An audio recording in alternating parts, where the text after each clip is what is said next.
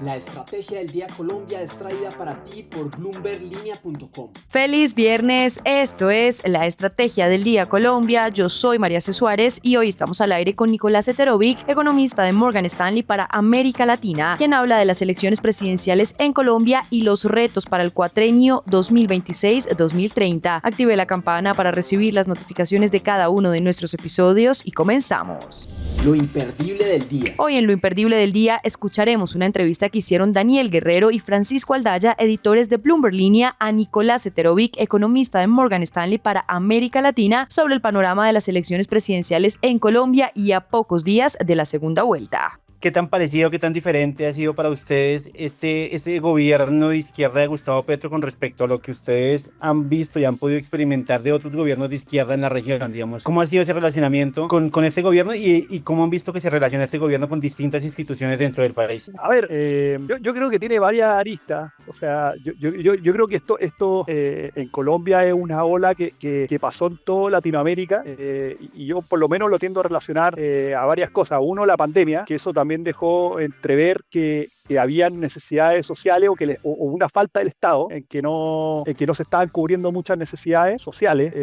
Yo no sé, yo soy local en Chile, entonces yo sigo, por ejemplo, se lleva muy de cerca el tema del modelo de crecimiento chileno, que siempre se habla que es un modelo que ha entregado mucho crecimiento a nivel, cuando uno lo compara con el resto de la región. El modelo chileno se ha tratado de copiar en muchos lugares y cuando yo miro los andinos, tienen una estructura parecida. O sea, todos tienen un sistema de pensiones parecido, todos tienen AFP. En el caso de Colombia tienen la EPS, que son muy similares a las ISAPRES que están en Chile. Entonces hay una suerte como de subsidiariedad del Estado que se ha tratado de copiar en modelo LATAM, digamos. Y yo creo que la pandemia dejó entrever que había muchas necesidades que no estaban siendo cubiertas. Y entonces cuando uno mira los tres gobiernos que salieron en los andinos, uno mira el caso de Pedro Castillo en Perú, uno mira el caso de Gabriel Boric en Chile y uno mira el caso de Gustavo Petro en Colombia. Los tres gobiernos prometieron cambios bastante disruptivos a nivel económico, transformacionales, que todos, de hecho, cuando uno mira el cross-section, todos implicaban mayor gasto. Y la verdad que yo veo que de los tres, digamos, las tres economías, el caso de Colombia fue el que, entre comillas, logró hacer un poquito más. En el caso de Chile, Boric trató de aplicar una asamblea constituyente, no fue exitoso en un primer intento que fue bastante extremo, y después tuvo un segundo intento que fue ensayado por la derecha, tampoco les funcionó. Y en el caso de Perú, bueno, tuvieron varios impeachments también ahí. Si bien uno tenía la fragilidad del sistema peruano, que el Congreso te puede hacer estos impeachments, digamos, al Ejecutivo, y a su vez el Ejecutivo también puede disolver las cámaras, pero igual los checks and balances tendieron a funcionar. Y en el caso de Petro, él partió con un gobierno que primero partió con un ruling coalition, algo que históricamente había pasado en Colombia, y logró implementar varias cosas. Obviamente después hubieron varios cambios ministeriales, de hecho más de lo que uno podría pensar, que trajeron más inestabilidad en la medida que se dio cuenta que no pudo implementar todas las cosas que pudo, pero yo creo que logró sobrevivir mucho más que el resto de los otros presidentes. Pero yo creo que este año y medio, quizás estos últimos 2 años, yo creo que el gasto fiscal se desbordó bastante fuerte. O sea, cuando uno mira los niveles, o sea, en el caso de Chile, si bien tuvimos a Boric y logró implementar un ajuste fiscal en torno a un ajuste real de 20%, en el caso de Perú, solamente en el margen se lograron implementar medidas de gasto, que de hecho ni siquiera por mandato constitucional el Congreso no puede dictar medidas de gasto solamente para el año entrante. Entonces muchas cosas, gastos que se vienen en Perú son más que nada para el 2027. Pero en el caso de Colombia se lograron implementar muchas medidas. O sea, el Estado gastó un montón, gasto operacional, alto empleo público, la llamada maquinaria, digamos, en las regiones. Y la verdad que cuando uno mira, ese ajuste no estuvo. O sea, se mantuvieron los niveles de déficit pre-pandemia, ahí se trataron de enmascarar de alguna forma con todo el tema de la retención de la fuente, adelantar gastos por aquí, gastos comprometidos por allá.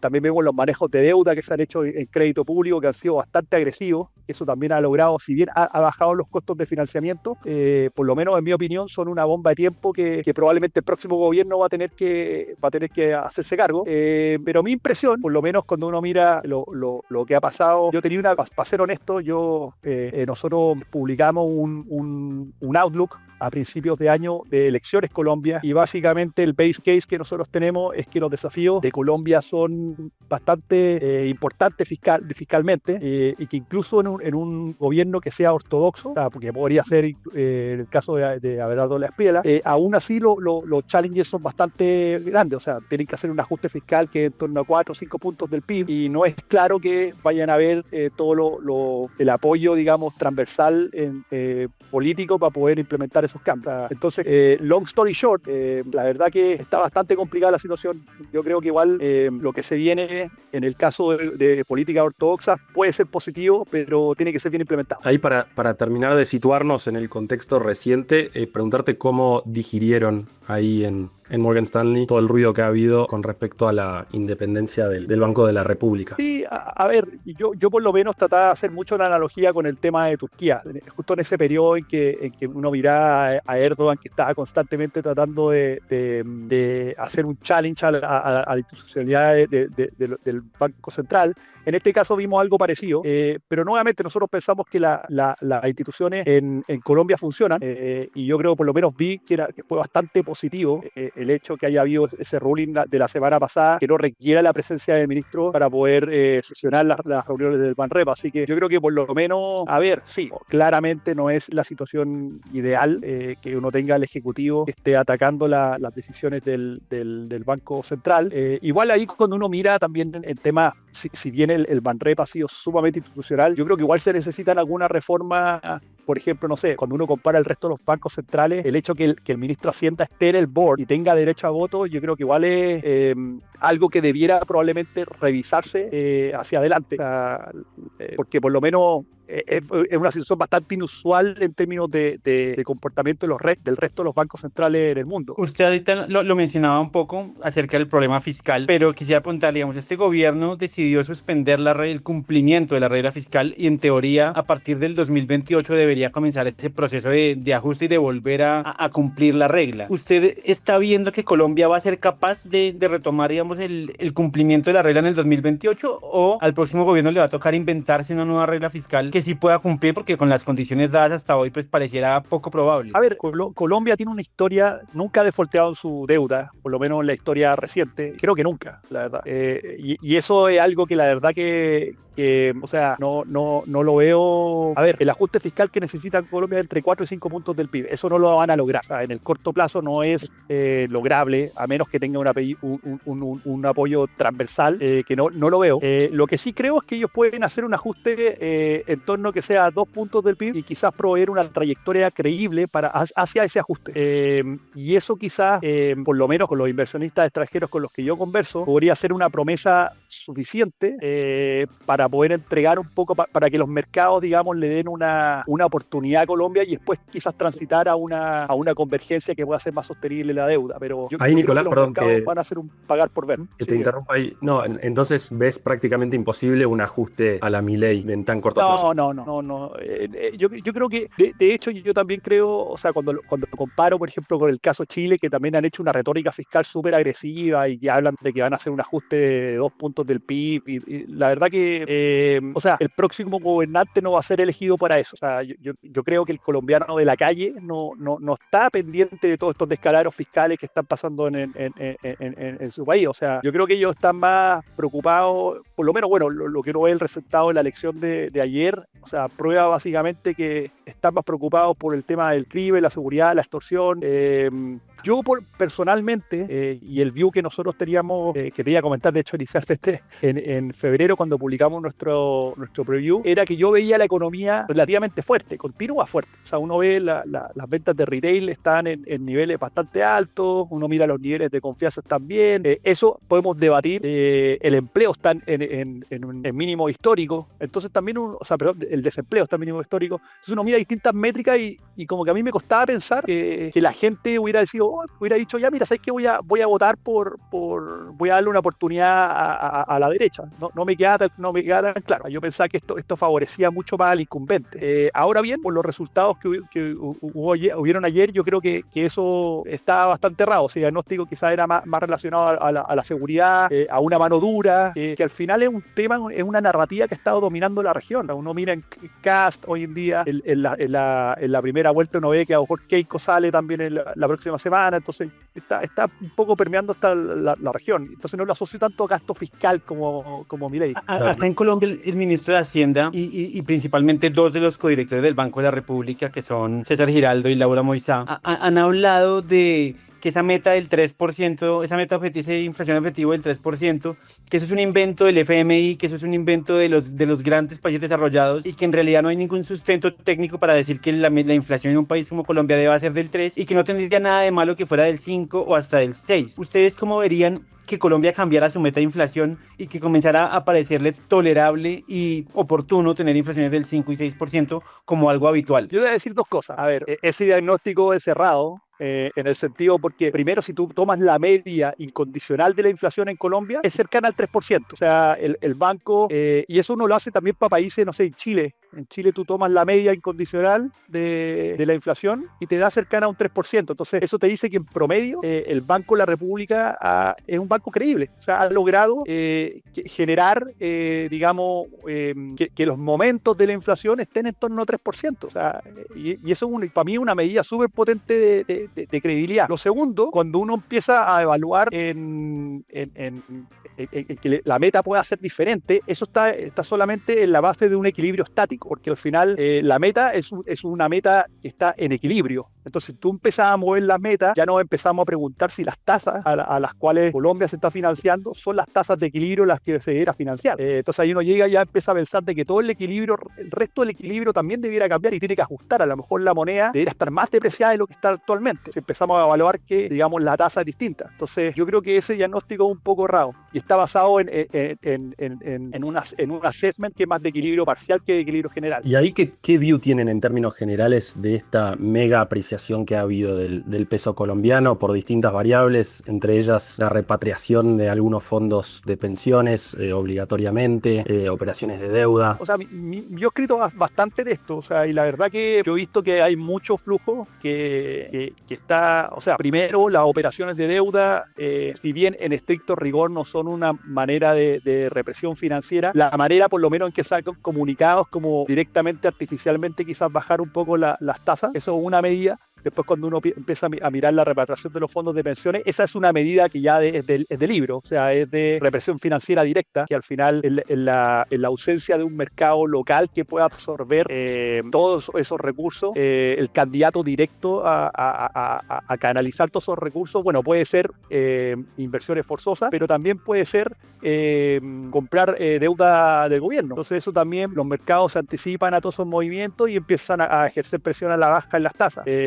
Entonces, por lo menos mi impresión, y también cuando uno mira el tipo cambio, por lo menos, a ver, yo esto probablemente le pueden preguntar a nuestra estratega, pero por lo menos los modelos que yo utilizo para ver desalineamientos que yo utilizo para inflación, me da de que el COP está en torno a 2 desviaciones estándar abajo de su valor de equilibrio, quizás debería estar más cercano a los 4.000 que los 3.500, 3.600 que está ahora. O sea, entonces es un desalineamiento bastante grande y el tema que cuando uno mira, uno dice los residuos deberían revertir a la media, pero son 2 desviaciones estándar hace un año y no se han revertido, y esto empezó desde que se empezaron con las operaciones de deuda. También han habido, bueno, vientos de cola que son externos, la depreciación global del dólar, también cuando uno mira los niveles de remesas también han estado en niveles altos, términos de intercambio favorables, los precios del café, hoy en día, no sé, uno mira el petróleo, todas esas cosas favorecen al FX. Entonces yo creo que enmascaran un poco el riesgo idiosincrático.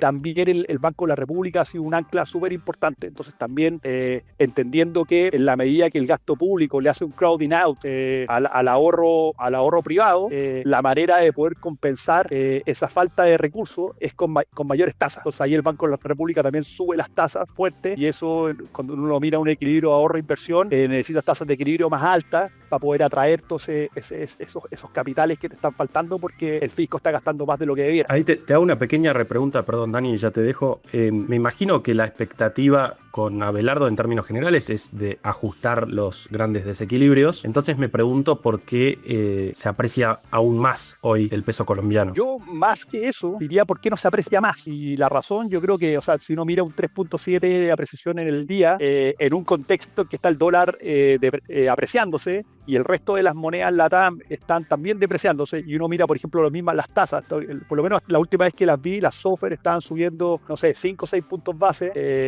y la verdad que uno mira las tasas, la IPR está cayendo 60 puntos base across the curve, digamos, no en la parte corta, pero más la larga, que te explica una caída del risk premium, que es la manera que yo entiendo que los mercados están leyendo esto, que hay un menor premio por riesgo. Yo creo que es un resultado que es bastante fuerte, o sea, está yendo a contramarea de los mercados. Yo le quería preguntar, independientemente si gana Abelardo de la Espriella o Iván Cepeda, se esperaría que el próximo presidente presente una reforma tributaria que aumente ingresos para poder afrontar todo este tema fiscal y toda esta crisis fiscal que enfrenta el país. ¿Para ustedes es indiferente el tipo de reforma desde que aumente los ingresos como proporción del PIB? Es decir, si gana Abelardo, esperaría uno una reforma que quizá amplíe la base gravable de declaraciones de renta, que eventualmente toque algo de IVA, mientras que si gana Iván Cepeda, uno esperaría una reforma que grave más fuerte a los bancos, que grave más fuerte al sector extractivo. ¿A ustedes les da igual cuál sea el tipo de reforma que presente desde que los ingresos aumenten para poder pagar todo ese déficit fiscal, o el cómo si les importa? Yo creo que el cómo, y también yo creo que también es la factibilidad de las reformas, porque también, o sea, ¿cuántas reformas se han implementado en los últimos años? O sea, casi una cada año. O sea, cada gobierno aparece y saca su tax reform, y siempre es por el lado de los revenues. Yo creo que el mercado por lo menos se quedaría mucho más tranquilo si viniera algo por el lado de los gastos. Vamos a ajustar esto, y que no sea siempre aumentar los impuestos a las partes más extractivas. Y también se preocupa mucho de la factibilidad política de las reformas. O sea, tú bien mencionaste el personal income tax, que en Colombia, de hecho, el umbral es bastante alto. O sea, la parte exenta, digamos, casi nadie paga el impuesto personal, digamos. Yo creo, para ser honesto, yo no sería ahí tan ambicioso en ese aspecto. Nosotros escribimos un reporte de eso a principio de año, y la verdad que por ahí no va. O sea, yo creo que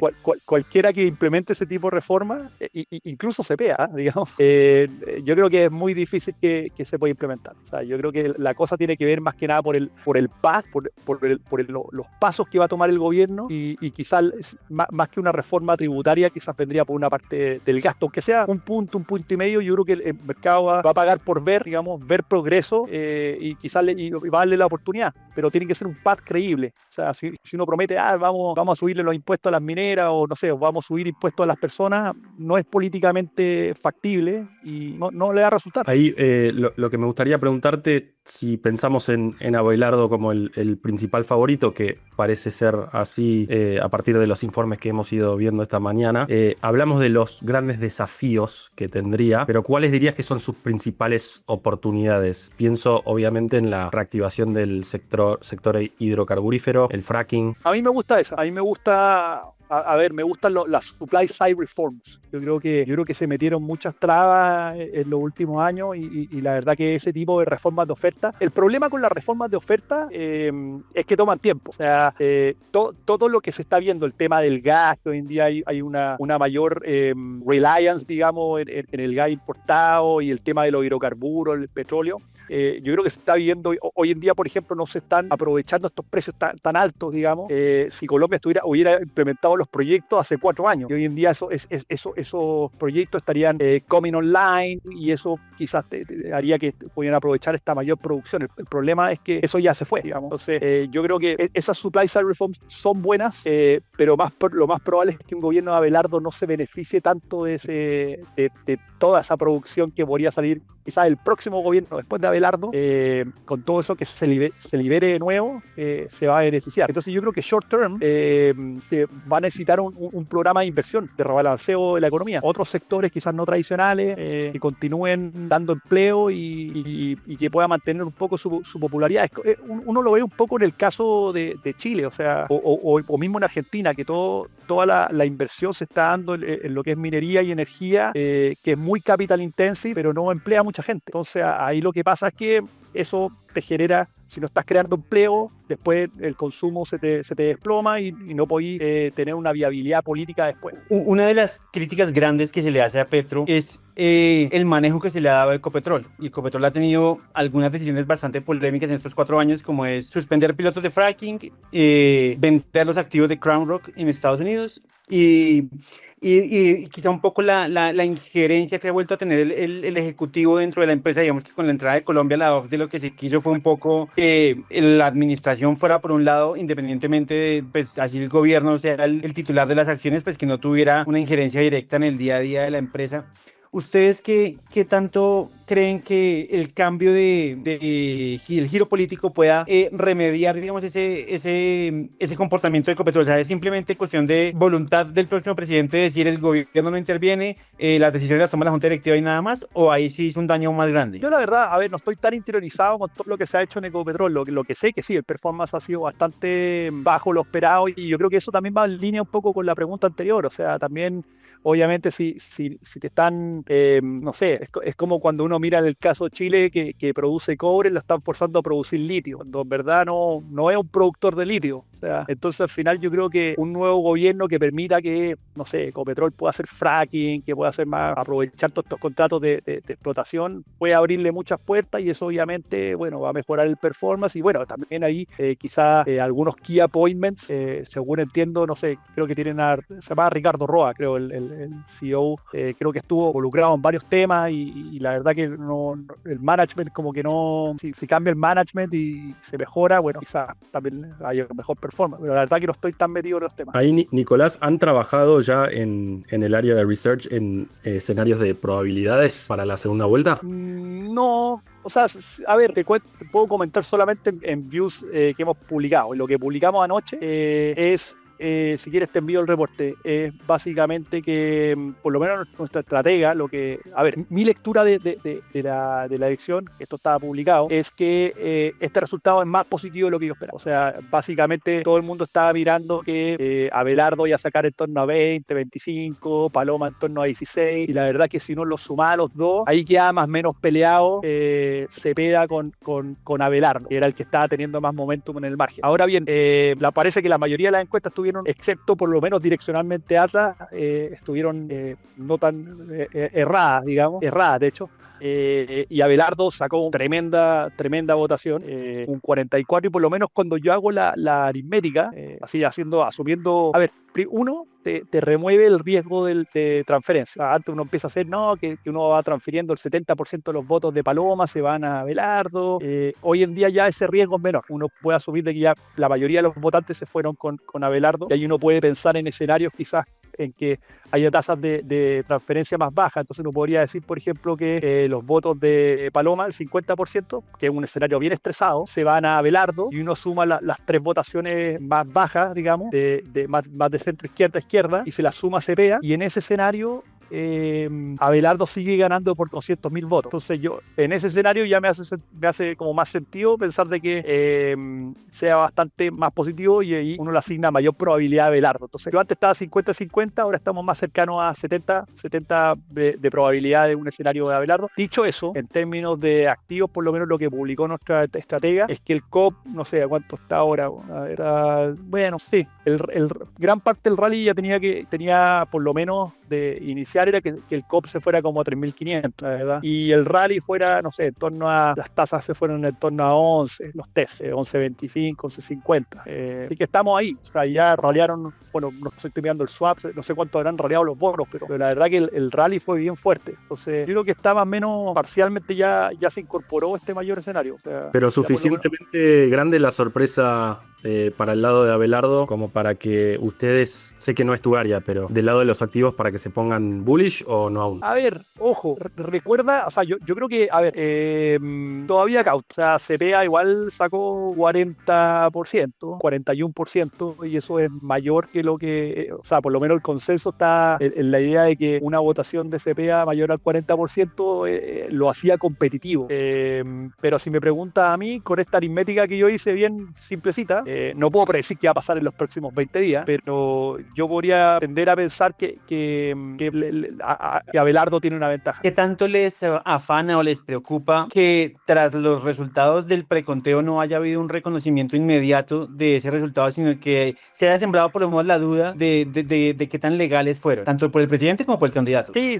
de hecho justo ayer vi la declaración del presidente también y de Iván Cepeda, y sí, parece que están cuestionando la elección, pero la verdad que yo también pienso que las instituciones funcionan en Colombia, y yo creo que ahí el organismo encargado de las elecciones va a hacer un ruling probablemente favorable. De hecho, también sorprendió mucho, por lo menos a mí, lo rápido que fue el conteo. O sea, la verdad que nadie fuera del candidato y el presidente digamos, lo cuestionó, pero yo creo que, no sé, creo que es bastante difícil. Yo creo que el organismo va a dictaminar, y ahí en este caso, por lo menos el presidente es bien institucional. La verdad que la mayoría de las cosas que ha tratado de hacer cuando han sido bloqueadas han sido acatadas después por el presidente, entonces tampoco veo mayores riesgos por ahí. Uno de los temas que más complicó el cierre del mandato de Iván Duque fue que Petro, digamos, dominaba la calle y era digamos, el líder de la oposición y quien más motivaba y promovía las protestas contra la reforma tributaria en su momento de Carrasquilla.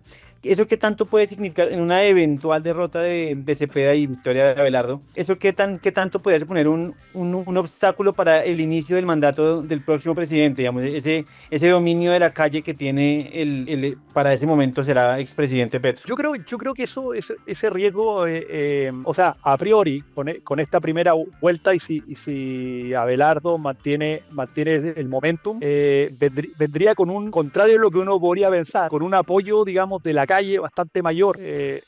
Yo hago un poco la analogía con Chile. O sea, en Chile también se discutía lo mismo. O sea, cuando el presidente Kast salió elegido, también se decía que la izquierda, Frente Amplio, dominaba mucho la calle, pero ese dominio es frágil y tiene que estar sustentado en una bandera de lucha que hoy en día yo creo que la izquierda no tiene. O sea, por lo menos cuando entre todos los países que yo tengo cobertura, esa bandera de lucha está perdiendo cada vez más peso, están predominando otras cosas, está predominando la economía, está predominando también la seguridad, y yo creo que son cosas que Abelardo aparentemente, de acuerdo a su programa y con lo que uno ha visto, la moderación también que transmitió a través de su fórmula vicepresidencial, también como que transmite también una preocupación por la economía. Entonces, por un lado, él transmite esta mayor idea de querer combatir el crimen y la seguridad, y también la economía a través de su VP. Entonces, yo creo que él va a entrar con apoyo, y no me queda claro que la calle vaya a dominar, pero obviamente uno nunca sabe, la verdad. Esto fue la Estrategia del Día Colombia. Recuerden consultar bloomberlinia.com para estar siempre bien informados. Por favor, únanse también a nuestro canal de WhatsApp en Colombia. El link está disponible en la descripción de este episodio y así les mandaremos exactamente lo que deben saber. Gracias por su sintonía y nos escuchamos el próximo lunes. Esto fue la Estrategia del Día Colombia, escrito y narrado por María C. Suárez, producido por Arturo Luna y Daniel Hernández. Que tengas un día muy productivo.